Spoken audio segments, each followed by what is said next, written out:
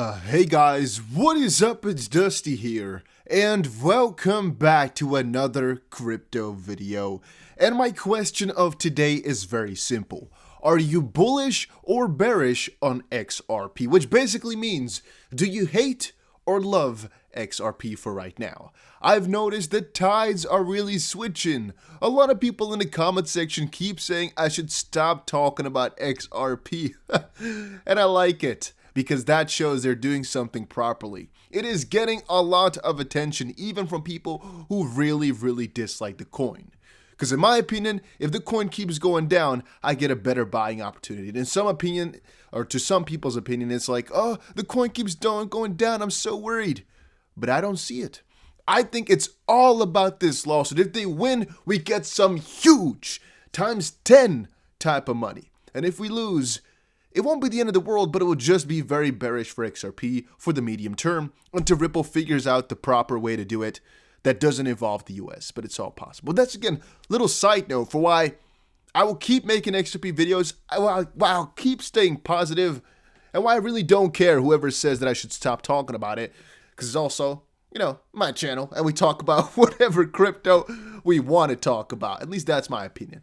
Also, really, I appreciate all the likes you guys have been giving me. It is insane, all right? It's extremely cool, and I do think it helps with the YouTube algorithm, so I just want to give a quick thank you all for doing that all the time.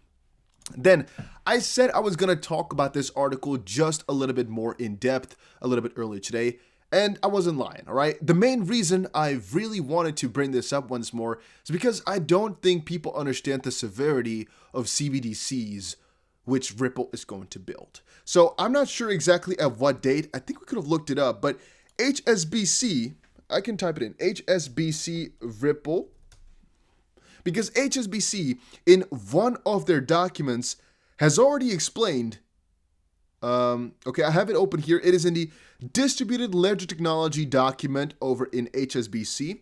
All right, and in one of their documents, they basically posted how Ripple has already been working with Cbdc's. Again, it's not the only thing they've posted about Ripple, but it's one of the things, right? Another part here is in an HSBC document on DLT. DLT can streamline end-to-end value transfers, reducing costs, operational risks, and settlement periods. For example, Ripple's XRP ledger provides real-time cross-border settlements using tokens that represent central bank currencies. In foreign exchange, HSBC's FX Everywhere tool processed more than 3 million inter-company FX transactions worth $250 billion in its first year. There's also a footnote number 5, and that just shows the Ripple.com website. Yeah, and that's basically what it says in the document right here.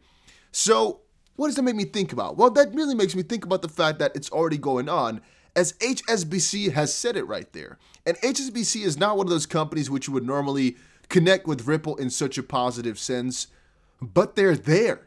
They're there. They've apparently been there for a little while. And again, they're kind of in that group, right, with Santander and SBI. It's kind of all going around here.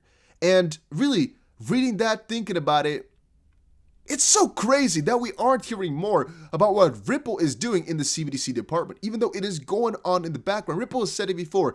They said we will help build Cbdcs. They have a ton of employees solely dedicated to Cbdc, yet we're not hearing so many announcements. What does that mean? To me, that means they have been doing it. It has been done. It is being built.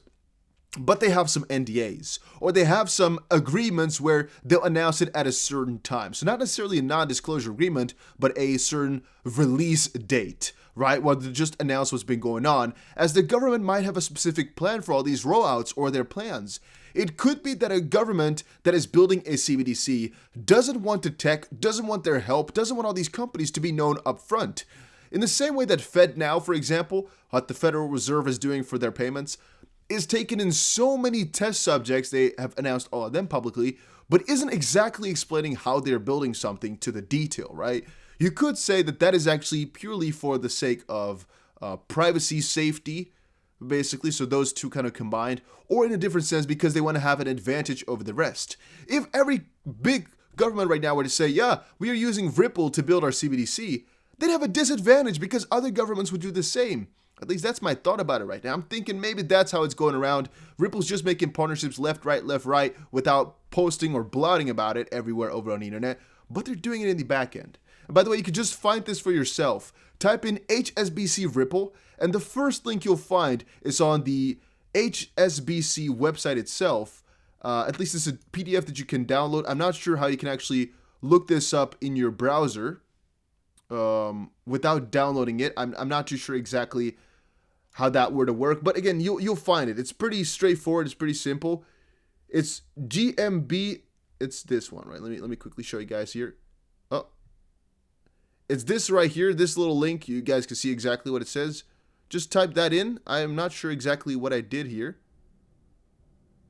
A little bit odd, but we're back. We're back. I'm not sure exactly. That's, again, the MacBook doing its crazy quirks and features.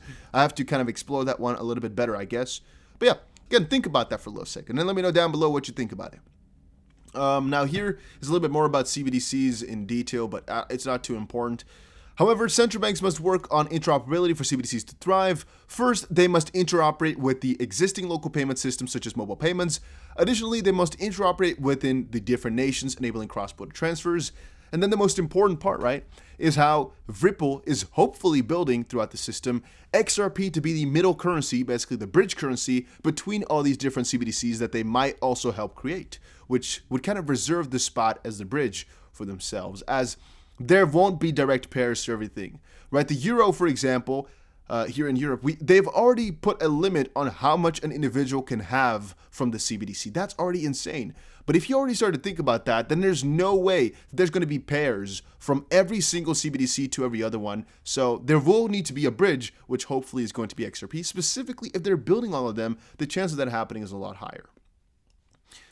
Then you start thinking about cross-border interoperability. How do you go from a digital pound to a digital rupee? The central banks need to think about working with the private sector for this level of interoperability. We also require a balance between policy and technology.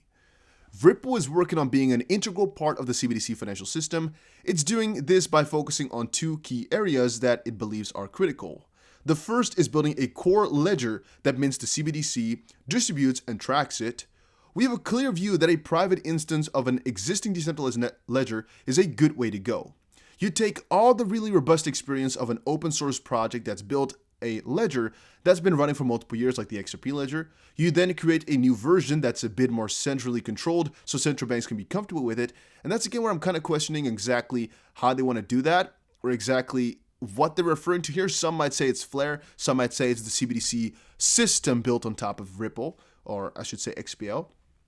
And then the second phase Ripple is working on is interoperability, allowing users to move assets between blockchains. Therefore, the company is working on making XP the ideal bridge currency between upcoming CBDCs.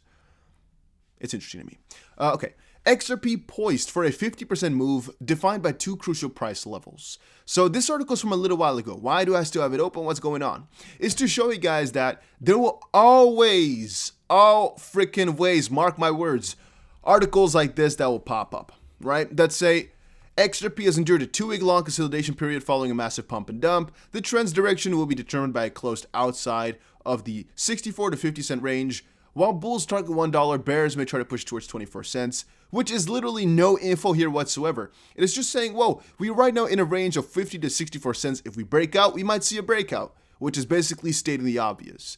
Logically, really logically, if we break out from the zone which we've been trading in for a little while, if we go beyond one of those points, chances are they will either recover hard from there because, again, it was an unsustainable move, or they will push through to newer levels, which is one of the most logical things ever.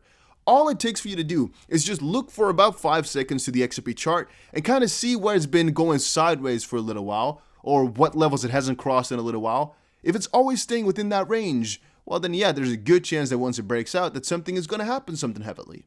And bulls targeting $1 and bears 24 cents, I think these are also exaggerated. $1 is definitely in the pipeline, but I think 74 or so cents, the point we got to just a day or a couple of hours before the big pump and dump on February 1st is a very much more important level. And the same thing goes for either 17 or about 33 cents or so, the level which XRP got to the day after the big dump. So after the pump and dump, about February 2nd or so. You know, those two levels are really a lot more important as they are a little bit closer And they're the ones we've seen shortly. $1 been a long time ago, and 24 cents has also been a long time ago. Then German company hedges with Bitcoin in euro, in case the euro crashes. So they basically gone for crypto for the sake of safety here, because what if the euro crashes? And I like that. I think it's a pretty cool bet that more companies will be going for in the upcoming months. Bitcoin selling at a 36% premium in Nigeria. That is also, to me, pretty damn interesting. The fact that the premium translates into a $71,000 price tag per Bitcoin over there because of the ban and because of everything they have to do over there. It's definitely interesting how that one is going around right now.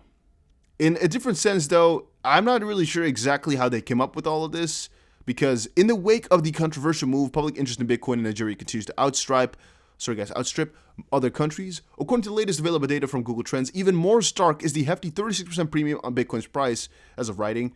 You know, it's a little bit stupid if you really call it a premium, because you also have to think about the currency itself, right? And a map like this, if it would even load, let's just close it right now because I don't think it's going to load, cannot really take into account exactly how the currency works over there somewhere. You know, for example, let's say 500 Nigerian Naira is $1. I'm not sure exactly how much it is, but let's say, for example, right? I think it's more maybe towards 400, but let's say, for example, it were to be $1.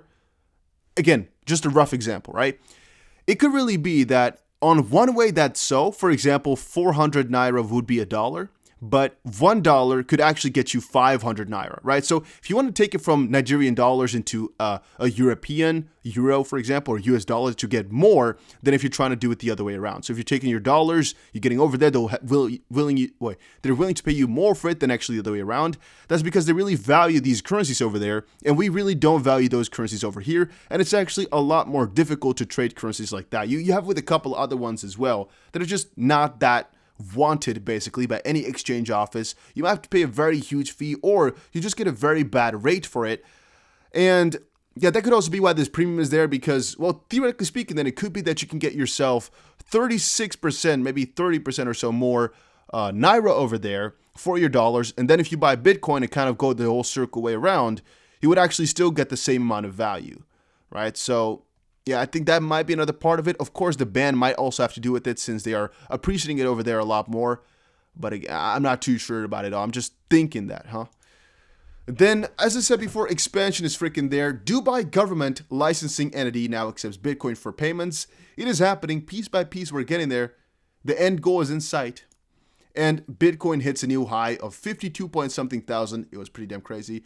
But that was it, guys. Go check out GSX. A link is down below. I really recommend people to check it out because it's the first gold-backed coin and the first growth coin, which is basically a stable coin, but then a growth coin, as the supply stays the same, but the backing, which is in gold and gold-rich land, keeps going up. Yeah, by the way, you can really check out all the documents on their website, by the way, of the mining and stuff like that. And the founders, they actually have a video series over on Twitter of them meeting right now with the Tanzania, whatever, government right now for more mining and to actually get the mining going on a government level on crypto. It's pretty interesting. You can check them out over on Twitter.